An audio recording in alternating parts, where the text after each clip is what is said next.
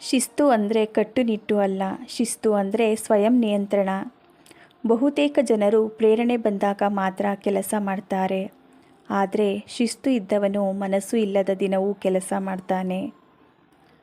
ಶಿಸ್ತು ಜೀವನಕ್ಕೆ ಸ್ಪಷ್ಟತೆ ಕೊಡುತ್ತದೆ.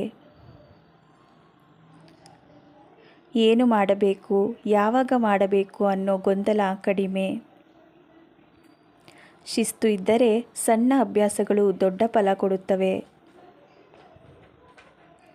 ಶಿಸ್ತು ಇಲ್ಲದಿದ್ದರೆ ಪ್ರತಿದಿನ ಹೊಸ ಆರಂಭ.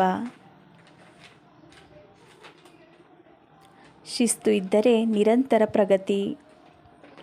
ಶಿಸ್ತು ಸಮಯ ಉಳಿಸುತ್ತದೆ, ತೀರ್ಮಾನಗಳ ಒತ್ತಡ ಕಡಿಮೆ ಆಗುತ್ತದೆ.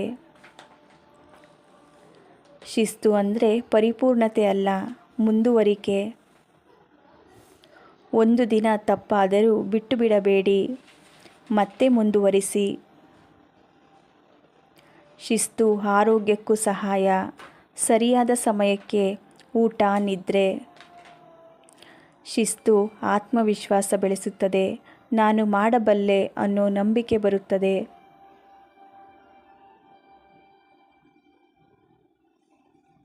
ಶಿಸ್ತು ಅಂದರೆ ನಿನ್ನ ಭವಿಷ್ಯಕ್ಕೆ ಕೊಡುವ ಗೌರವ.